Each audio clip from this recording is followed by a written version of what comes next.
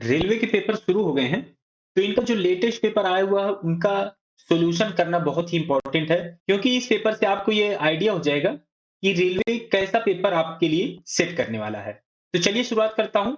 ये है RRB LP paper, जो 25 नवंबर 2024 को शिफ्ट 1 में हुआ है। इसका मैथ का मैं एनालिसिस कराऊंगा, जिससे आपको ये आइडिया होगा कि आपके एग्जाम में कैसे क्वेश्चन आएंगे। तो अभी तक आपने चैनल को सब्सक्राइब नहीं किया है तो चैनल को सब्सक्राइब कर लीजिए और दोस्तों के साथ भी शेयर कर, जिससे उनको भी ये बेनिफिट हो सके। तो चलिए शुरुआत करता हूं पहले क्वेश्चन से। यदि निम्नलिखित डेटा का बहुलक 7 है, तो k का मान क्या होगा, ये फाइंड करना है। इसमें k की वैल्यू फाइंड करनी है। तो यहां पर ये डाटा दिया हुआ है, तो इसे हम पहले बढ़ते हुए क्रम में या कहें इंक्रीजिंग ऑर्डर में इसे व्यवस्थित कर ले। तो सबसे पहले यहाँ पे देखें, तो सबसे छोटा नंबर यहाँ पे 2 है, तो पहले 2, फिर उसके बाद 3 आता है, तो 3 देखिए कहाँ पर है, 3 यहाँ पे है नहीं। फिर आता है 4, 4 यहाँ पे है, 2 हो गया, 4 यहाँ पे है, 4 और है नहीं तो 4 आ जाएगा। फिर उसके बाद 5 आता है, तो 5 आ जाएगा, 5 केवल एक ही बार है, 5। फिर आएगा 6, 6 है, 1 यहाँ, 1 यहाँ 2, 1 यहाँ 3, 3 बार है 6। अब 7 देखें, तो 7 एक यहाँ पे है, एक यहाँ और एक यहाँ, 3 बार 7 भी है। नेक्स्ट नंबर 8 आता है, तो 8 है नहीं, 9, 9 है यहाँ पे। फिर आता है 10, तो 10 यहाँ पे है। फिर आता है 11 है नहीं, 12 है नहीं, 13 आता है, 13। और एक ये नंबर बच गया, जिसकी वैल्यू हमें पता नहीं है कि 2k+1 है, तो इसे मैं अलग से ही लिख लेता हूँ, 2k+1। तो अब इसमें दिया हुआ है कि बहुलक 7 है, तो बहुलक क्या होता है? जो नंबर ज़्यादा रिपीट होता है, जो सबसे ज़्यादा बार रिपीट होगा, वही उसका बहुलक होगा, या कहें इसे मोड होगा। तो इसमें देखिए, तो सबसे ज़्यादा 3 बार 6 रिपीट हुआ है और 3 बार 7 हुआ है, और इसमें बहुलक 7 बताया गया है। तो बहुलक 7 होने के लिए एक बार इसे और ज़्यादा रिपीट होना चाहिए, क्योंकि यहाँ पर बहुलक जो है दिया हुआ है 7, तो यहाँ भी 3 है, 3 बार 6 रिपीट हुआ है, यहाँ भी 3 बार 7 रिपीट हुआ है। तो एक 7 और होना चाहिए, जो कि हम इसे बना सकते हैं, तभी ये इसका बहुलक 7 होगा। तो 2k+1 7 के इक्वल होना चाहिए। तो यहाँ से अब के की वैल्यू निकाल सकते हैं, तो एक इधर जाएगा, तो 2k इक्वल टू 6, तो k आ जाएगा 3। ये इसका आंसर आ जाएगा, ऑप्शन 1 करेक्ट हो जाएगा। संजय अपनी कुल आय में से 20% घर के किराए पर और बाकी का 70% घरेलू खर्च पर खर्च करते हैं। यदि वह 1800 रुपए बचाता है, तो उसकी कुल आय क्या है, ये फाइंड करना है। कुल आय फाइंड करनी है इसमें। कुल आय मान लेते हैं ये है x। इसमें दिया हुआ है कि कुल आय में से 20% घर के किराए पर, तो 100% में से 20% घटा दें, तो ये आ जाएगा 80%। 80% किसका? x का, क्योंकि हमने टोटल आय जो मानी है, इनकम, वो x मानी है। तो अब बचेगा इतना रुपए। अब इसमें कह रहा है बाकी का 70% घरेलू खर्च पर खर्च करते हैं। तो 70% घरेलू खर्च में खर्च हो गया, किसका? बाकी का। ये जो बचा हुआ था, इसमें से 70% घरेलू खर्च में खर्च हो गया, तो बचा कितना? 30%। इसका 30% बचा है, तो 30% इसका निकाल लें। तो परसेंट में है तो 100 से डिवाइड। अब कह रहा है कि यदि वह 1800 रुपए बचाते हैं, तो ये खर्च करने पर यही बचेगा टोटल, यही बचेगा, और ये किसके इक्वल दिया हुआ है? 1800 के, तो 1800 के इक्वल कर दे। अब यहाँ से x की वैल्यू निकाल सकते हैं आप। तो 80% को हम लिख सकते हैं 80 डिवाइडेड बाई 100 ऑफ, ये हो जाएगा मल्टीप्लाई ये x, और ये हो जाएगा 30/100। ये इक्वल दिया हुआ है 1800 के। तो अब इसे सॉल्व कर लें। तो 0 से 0, इस 0 से ये 0 कैंसिल हो जाएगा, तो 3 से इसे डिवाइड करें तो ये आ जाएगा 600। अब x की वैल्यू यहाँ से निकाली, तो ये हो जाएगा 600 गुणे, ये 100 इधर चला जाएगा, 100 से मल्टीप्लाई, और 8 नीचे आ जाएगा, तो ये आ जाएगा डिवाइड में। तो अब इसे सॉल्व करें तो ये आ जाएगा 60,000, 60,000, और ये आ जाएगा 8। 8 से डिवाइड करें तो 8 सत्ते 56, यहाँ बचा 40, 8 पंचे 40। तो अब बचा 2 जीरो, तो यहाँ पे 2 जीरो, 7500, ये आ जाएगी x की वैल्यू। यही हमें फाइंड करना था, कुल आय। तो ये ऑप्शन 2 में, तो ऑप्शन 2 करेक्ट हो जाएगा। 24, 42 और 56 का लासापा क्या होगा? एलसीएम इसमें फाइंड करना है। तो एलसीएम इसका फाइंड कर लें। 24, 42 और 56 2 से डिवाइड करें, ये हो जाएगा 12, ये हो जाएगा 21 और ये हो जाएगा 28। फिर 2 से डिवाइड करें, ये हो जाएगा 6, ये 21 ऐसे ही रहेगा, ये हो जाएगा 14। फिर 2 से करें तो ये आ जाएगा 3, ये 21 और ये 7।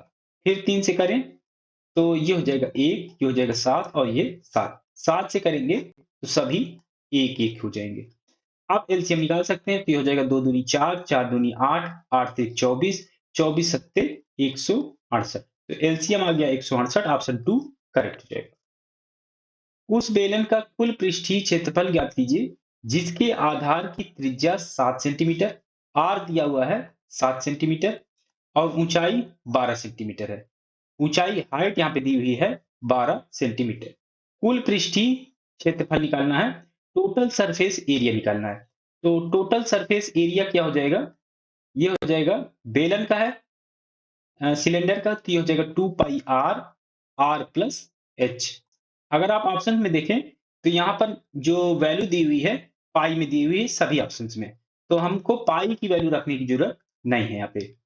तो यहाँ से आप वैल्यू रख दें आर और एच की, तो ये हो जाएगा 2 गुणे पाई को ऐसे ही रख दें, आर की वैल्यू 7 और गुणे आर प्लस एच, तो 7 और 12 हो जाएगा 19। तो अब इसे मल्टीप्लाई कर लें तो 7 दूनी 14, 14 पाई गुणे 19, तो 19 चौके 76, 7 19 एकम 19 और 7 हो जाएगा 26। 266 और पाई था यहाँ पे, ये आ जाएगा पाई और ये सेंटीमीटर में थे तो ये आ जाएगा सेंटीमीटर स्क्वायर। ये इसका आंसर आ जाएगा, ऑप्शन 2 करेक्ट हो जाएगा। दी गई अभिव्यक्ति का मूल्यांकन करिए। तो ये एक्सप्रेशन दिया हुआ है, इसकी वैल्यू फाइंड करनी है। तो इसमें बॉड मॉस लगा दें, ब्रैकेट ब्रैकेट है नहीं, ऑफ ऑफ है नहीं, फिर आता है डिवीजन, तो पहले डिवीजन सॉल्व कर लें। तो 13 माइनस यहाँ पर है डिवीजन, तो सबसे पहले हमें डिवीजन सॉल्व करना पड़ेगा इतना, बाकी को हम वैसे ही रख दें।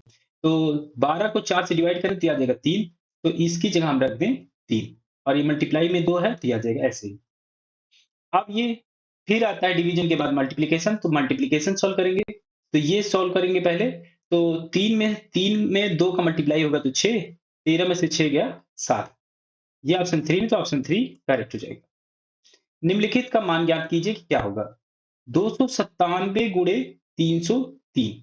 अगर आप इसे मल्टीप्लाई करेंगे तो बहुत टाइम लगेगा, तो अगर आप इसे देखें तो ये कुछ ऐसे फॉर्म का बन रहा है।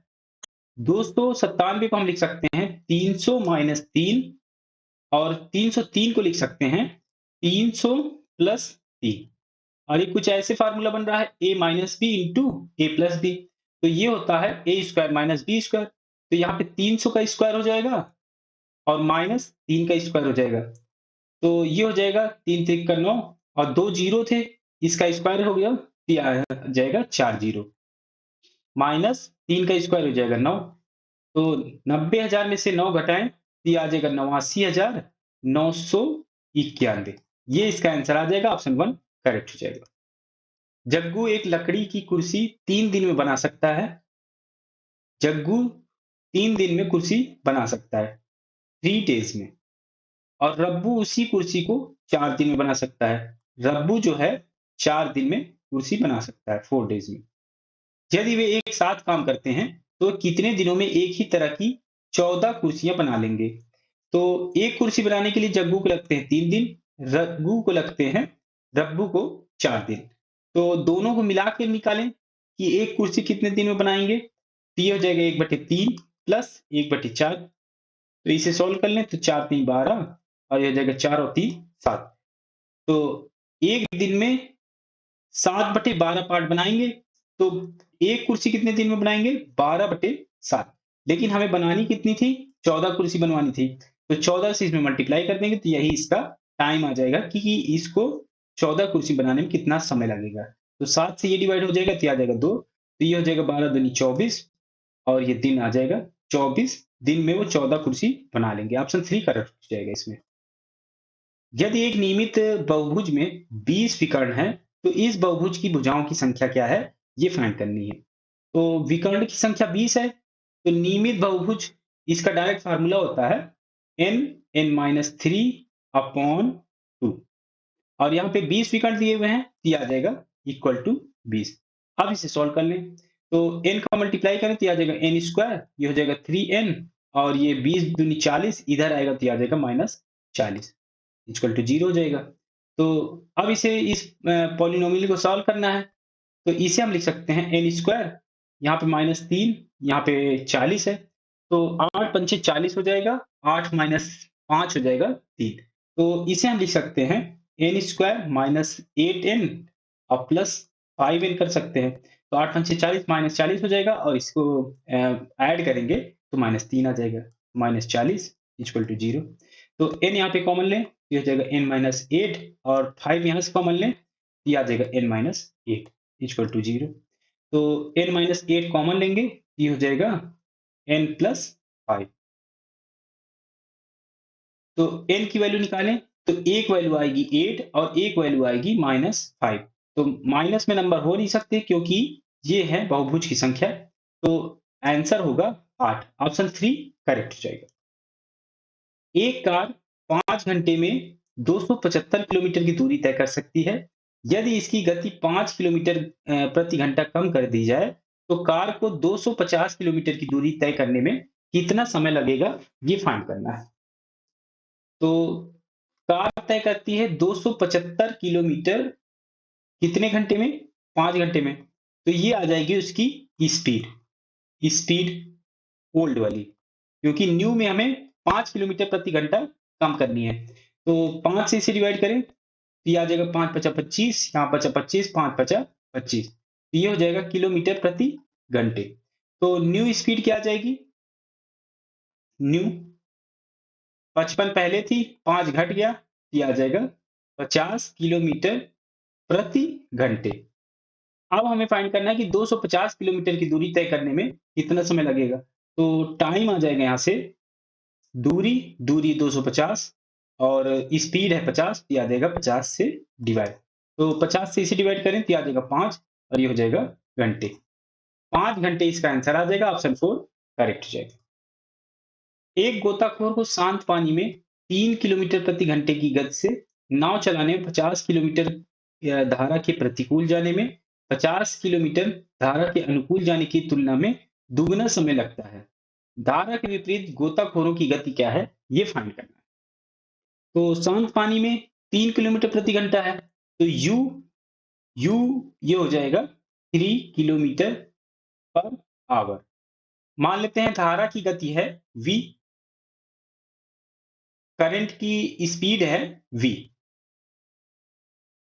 करंट की,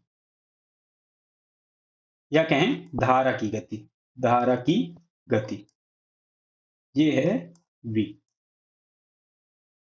धारा के प्रतिकूल जो स्पीड होती है वो होती है u माइनस v। नाव की चाल में से धारा की चाल घटा देंगे, वो हो जाएगी धारा के प्रतिकूल स्पीड, और अनुकूल हो जाएगी u प्लस v। दोनों की स्पीड जुड़ जाएगी तो वो हो जाएगी अनुकूल की स्पीड। तो अब कह रहा है कि इसमें समय ज्यादा लगता है, तो 50 किलोमीटर धारा के प्रतिकूल, तो समय निकालने 50 बटे ये हो जाएगा u माइनस वी, इसमें समय ज्यादा लगेगा, किसकी तुलना में? अनुकूल, क्योंकि ये हो जाएगा 50 बटे u प्लस वी। तो इसमें समय ज्यादा लगेगा, तो इसमें 2 से मल्टीप्लाई कर दें। अब यहां से हम वैल्यू निकाल सकते हैं किसकी? u की तो वैल्यू हमें पता है, v की निकाल सकते हैं क्योंकि v अननोन है। तो 50 से इसे डिवाइड करें तो ये आ जाएगा, 50 से ये डिवाइड हो जाएगा।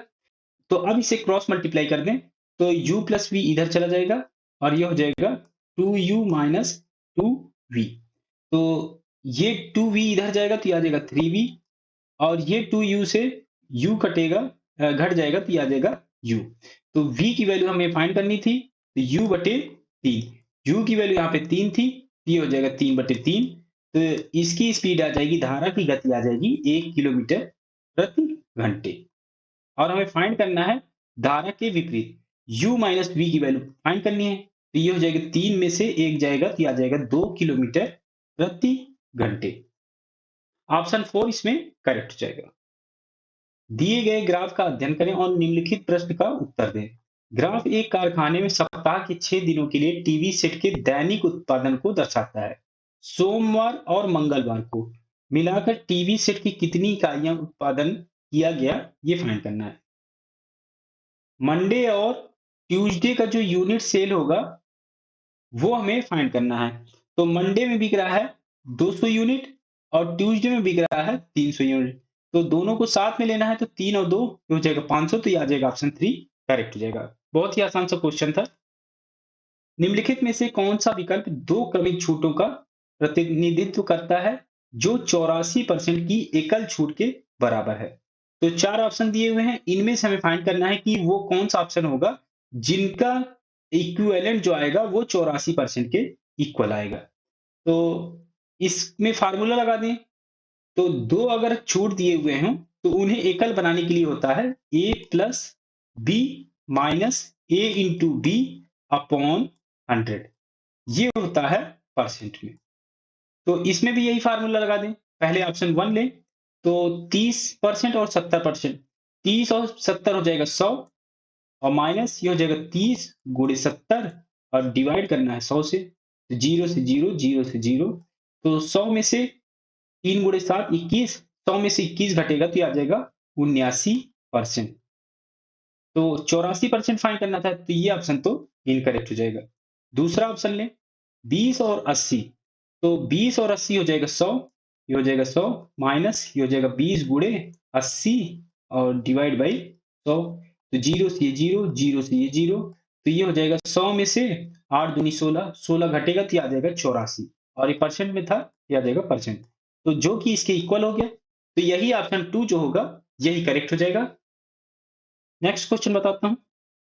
दो अंकों की संख्या और अंकों को उलटने पर प्राप्त संख्या का योग 99 है। यदि संख्या के अंकों में 5 का अंतर है तो दो अंकों की संख्या हो सकती है। ये 4 ऑप्शन दिए हुए हैं कि इसमें से क्या हो सकती है। 4 ऑप्शन की हेल्प से इसे आसानी से कर सकते हैं। वो कैसे? जैसे यहाँ पे दिया हुआ है कि दो अंकों की संख्या है और इनके अंक अगर उलट देंगे तो जो उसका योग फाइंड होगा एडिशन, वो 99 के इक्वल होगा। तो हम आसानी से चारों ऑप्शन चेक कर सकते हैं जल्दी से। तो अगर ऑप्शन 1 ले लें तो ये 27 और इसमें एक कंडीशन और दी हुई है कि इनके अंकों का योग अंतर जो होगा वो 5 होना चाहिए। तो अगर ऑप्शन 1 लें तो 2 और 7, तो इसमें 5 का अंतर है, तो 27 में 72 जोड़ लें इनके अंकों को बदल के, तो 7 2 9 और 7 2 9।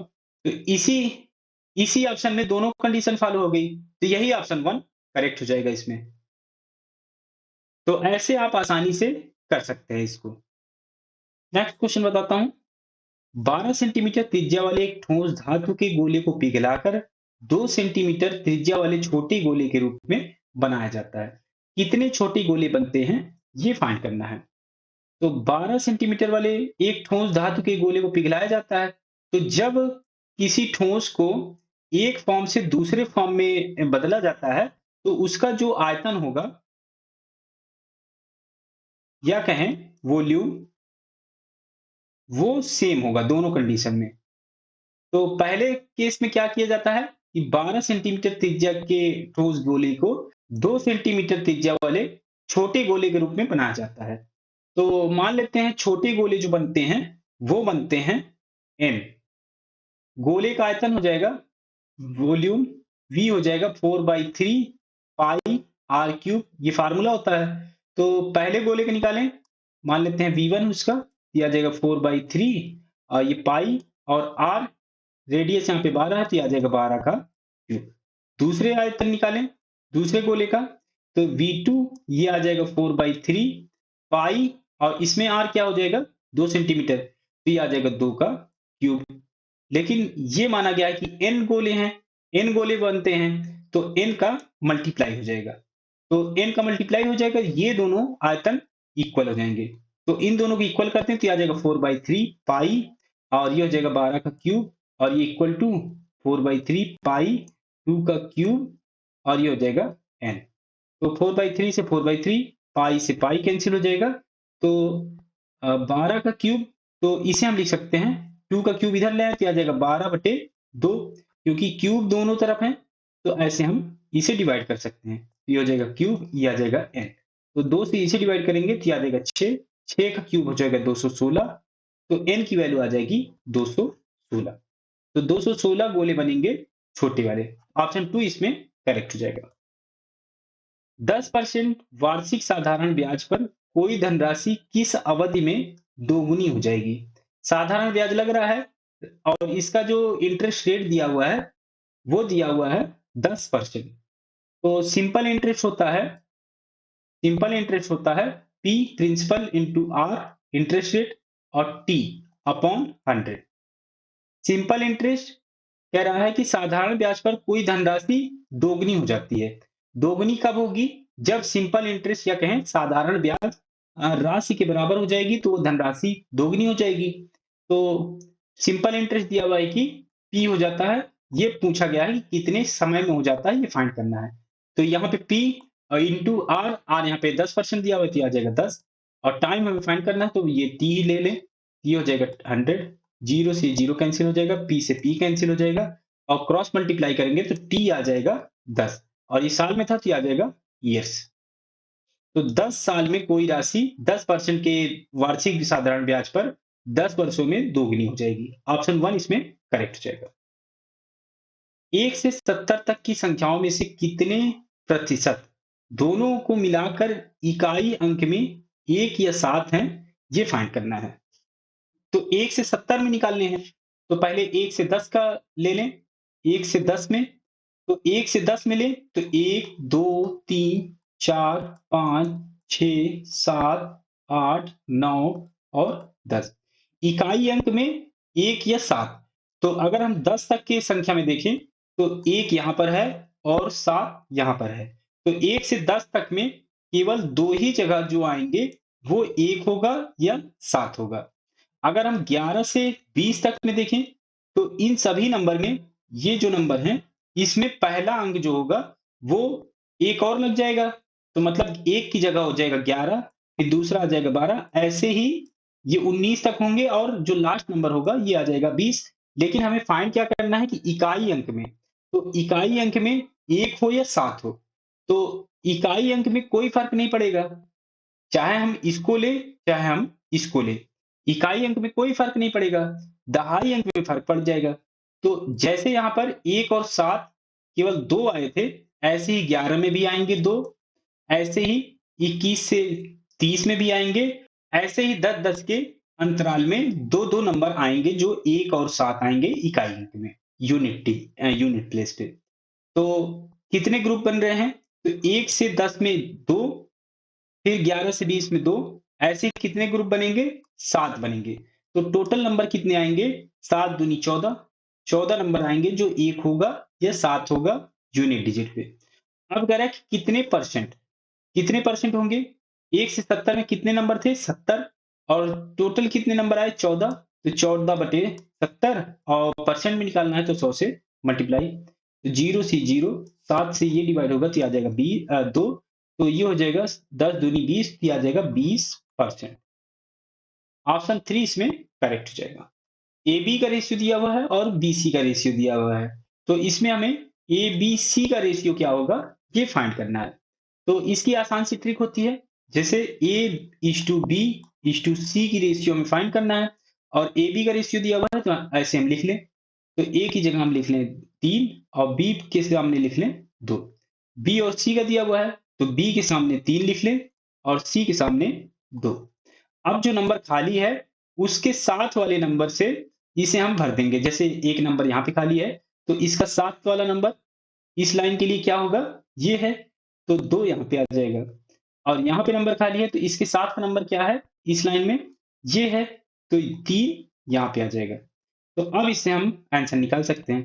तो ए के सामने जो नंबर होगा उसे मल्टीप्लाई कर दें, ये आ जाएगा 9, बी के सामने मल्टीप्लाई करें तो ये आ जाएगा 6, और सी के सामने मल्टीप्लाई करें तो ये आ जाएगा 9:6:4। यही इसका आंसर आ जाएगा, ऑप्शन 1 करेक्ट हो जाएगा।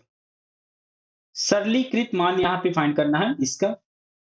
अगर ये केवल 2 और 5 होता तो ये हो जाता 2 पंचे 10, 10 हो जाता। लेकिन यहाँ पे दशमलव के बाद कितने नंबर हैं? तो यहाँ पे देखें 3 डिजिट यहाँ पर है और 1 डिजिट यहाँ पर है। तो इसके मल्टीप्लिकेशन में 4 डिजिट के बाद तक नंबर होंगे। तो 2 डिजिट तो ये हो गए, 2 और बनाने हैं तो 0 हमें बढ़ाना पड़ेगा और यहाँ पे लग जाएगा दशमलव। 0.0010 या इसे हम लिख सकते हैं 0.001। यही इसका आंसर आ जाएगा, ऑप्शन 4 करेक्ट हो जाएगा।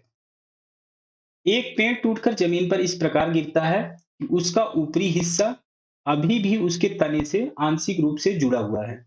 यदि पेड़ की मूल ऊंचाई 24 मीटर थी और यह जमीन से 30 डिग्री का कोण बनाता है, तो यह किस ऊंचाई पर टूटा, ये फाइंड करना है। एक 24 मीटर का पेड़ था जो टूट जाता है, मान लेते हैं ये यहां से टूटता है और ये 30 डिग्री का कोण बना रहा है। ये 30 डिग्री का कोण बना रहा है। ये किस ऊंचाई पर टूटा ये फाइंड करना है। तो मान लेते हैं ये ऊंचाई जो है ये है x और टोटल जो ऊंचाई दी हुई है ये दी हुई है पेड़ की 24 मीटर। x की वैल्यू फाइंड करनी है और किस ऊंचाई पे टूटा है। मान लेते हैं ये टूट के ये गिरा हुआ है तो ये मान लेते हैं ये y है, ये मान ले a है, ये b है, ये c है। तो ट्रायंगल ABC में साइन 30 डिग्री लगा दें क्योंकि दो रिलेशन है तो इनके लिए हम लगा दें साइन 30 डिग्री। तो ये हो जाएगा लंब, लंब है x, ये आ जाएगा x अपॉन वाई, कर्ण है y, ये आ जाएगा y। तो साइन 30 डिग्री की वैल्यू होती है 1/2, ये आ जाएगा 1/2। तो क्रॉस मल्टीप्लाई करें तो y आ जाएगा 2x और ये हो जाएगा, ये y है तो ये जो टूट के गिरा हुआ है ये भी y होगा क्योंकि यही जो पेड़ है ये टूट के ऐसे गिरा हुआ है तो ये हो जाएगा y। तो टोटल हाइट 24 मीटर है तो x प्लस y जो होगा वो हो जाएगा 24 मीटर। तो y की यहाँ पे वैल्यू रख दें, ये हो जाएगा x प्लस 2x, ये हो जाएगा 24 मीटर के। तो ये हो जाएगा 2x प्लस x, ये हो जाएगा 3x। तो x आ जाएगा 8 मीटर। x की वैल्यू हमें फाइंड करनी थी, आ गई 8 मीटर, ऑप्शन 4 करेक्ट हो जाएगा। अवलोकन, ये डाटा दिया हुआ है, इसका अंकगणितीय माध्य क्या होगा ये फाइंड करना है, अरिथमेटिक मीन फाइंड करना है। इन सभी नंबर को जोड़ के और ये जितने नंबर होंगे उससे डिवाइड करेंगे तो यही अरिथमेटिक मीन आ जाएगा। तो इसके लिए मैं एक आसान सी ट्रिक बताता हूं। ट्रिक, अगर आप ऑप्शंस में देखें तो यहाँ पे जो डाटा दिया हुआ है वो दिया हुआ है 70 के करीब। तो मान लेते हैं पहले है इसका एवरेज या कहें अरिथमेटिक मीन है 70, 70 है, एवरेज इसका 70 मान लिया है। तो अब इसकी तुलना करें इन सभी नंबर से, यहाँ पे 39 है, ये 70 हमने मान लिया है, यहाँ पे ज्यादा माना है, कितना ज्यादा माना है 40 और 30 70। तो यहाँ पर हमने 31 ज्यादा माना है तो 31 यहाँ से घटाना पड़ेगा। दूसरा नंबर देखें तो ये 49, 49 में कितना ज्यादा है ये 21, तो 21 यहाँ से हमको घटाना पड़ेगा इस एवरेज से। 59, 59 कितना ज्यादा है 70 से, ये हो जाएगा 11, यहाँ से हमें 11 घटाना पड़ेगा। 60, 60 में से ये कितना ज्यादा है 10 ज्यादा है तो 10 यहाँ से एवरेज से घटाना पड़ेगा। 70, ये 70 के लिए कुछ नहीं घटाना तो ये आ जाएगा 0। 80 यहाँ पे जोड़ना पड़ेगा क्योंकि ये कम है इससे तो यहाँ पे 10 जोड़ना पड़ेगा। प्लस 70 में से ये कितना ज्यादा है 20 ज्यादा है तो एवरेज में 20 जोड़ना पड़ेगा। प्लस 93, 93 से तुलना करें तो ये आ जाएगा 23 यहाँ पे जोड़ना है। ऐसे ही 90 है तो 90 में ये 90 बनाने के लिए 20 जोड़ना पड़ेगा। तो अब इसे हम ऐड कर लें तो 10 से ये 10 कैंसिल हो जाएगा और 20 से इसे घटाएं तो ये आ जाएगा -1 क्योंकि -1 ज्यादा है यहाँ पे। और 20 से यहाँ पे देखें तो ये -11 ज्यादा है, -11 -1 -12 और -11 -23। तो ये सभी मिलके 23 और 23 ये हो जाएगा 0। तो एवरेज में हमें कुछ नहीं जोड़ना क्योंकि यहाँ पे आ गया 0। तो यही जो एवरेज हमने माना था यही इसका आंसर आ जाएगा क्योंकि यहाँ पे जो डिफरेंस आया वो आ गया 0। तो ऑप्शन 3 इसमें करेक्ट हो जाएगा। अगर इसमें मान लीजिए 10 ऐड करना होता या घटाना होता तो आपको एवरेज में कैसे करना पड़ता। तो यहाँ पे जितने नंबर होते उससे डिवाइड करते और इस जो डिफरेंस आता इसको आपको इस एवरेज में जोड़ना पड़ता। अगर वो प्लस आता तो उसमें जोड़ना पड़ता, और माइनस आता तो उसमें घटाना पड़ता। तो आपको ऐसे करना पड़ता है इसके लिए। नेक्स्ट क्वेश्चन बताता हूँ। ए बी को 20% के लाभ पर एक साइकिल बेचता है। बी इसे 25% के लाभ पर सी को बेचता है। यदि सी ने 1500 रुपए का भुगतान किया तो ए ने इसके लिए क्या भुगतान किया, ये फाइंड करना है। तो इसमें फाइंड करना है कॉस्ट प्राइस ए के लिए, सीपी। क्योंकि इसमें पूछा गया है कि ए ने इसके लिए क्या भुगतान किया है, ये फाइंड करना है। मान लेते हैं कॉस्ट प्राइस एक्स है। ए बी को 20% के लाभ पर साइकिल बेचता है। तो ए का कॉस्ट प्राइस एक्स है, तो एक्स का 20% बढ़ा दें तो ये आ जाएगा बी के लिए कॉस्ट प्राइस। अब बी 25% के लाभ पर सी को बेच रहा है, तो बी में ये जो कॉस्ट प्राइस होगा बी के लिए, इसमें हम 25% बढ़ा दें। 25% बढ़ा दें तो बी का ये सेलिंग प्राइस हो जाएगा, और सी के लिए ये कॉस्ट प्राइस हो जाएगा, जो कि 1500 के इक्वल दिया हुआ है, तो 1500 के ये इक्वल हो जाएगा। अब इसे सॉल्व कर लें। तो 0 से ये 0 कैंसिल हो जाएगा। 25 से इसे हम काट सकते हैं तो ये आ जाएगा 5। ये 25 से काटेंगे तो ये आ जाएगा 4। 4 से ये कटेगा तो ये आ जाएगा 3, और 5 से ये काटें तो ये आ जाएगा 5 से 15, 300, और 3 से इसे डिवाइड करें तो ये आ जाएगा 100। तो 10 इधर क्रॉस मल्टीप्लाई होगा तो x आ जाएगा यहाँ से 1000। यही हमें कॉस्ट प्राइस फाइंड करनी थी। ये है 1000, तो ऑप्शन 2 करेक्ट हो जाएगा। तो ये थे सभी क्वेश्चन जो आरआरबी एलपी के पेपर में आए हुए थे 25 नवंबर 2024 को, जो शिफ्ट 1 में पेपर हुआ था। तो अगर ये वीडियो आपको अच्छी लगी हो तो लाइक करिए, दोस्तों के साथ शेयर करिए और सब्सक्राइब जरूर कर लीजिए। साथ ही साथ बेल आइकन जरूर दबाइए, जिससे जो भी वीडियो आए आपको नोटिफिकेशन जरूर मिल जाए। तो मिलते हैं नए टॉपिक के साथ। तब तक आप इन क्वेश्चन की प्रैक्टिस करिए। अगर कोई भी डाउट आता है तो आप कमेंट करके जरूर पूछिएगा।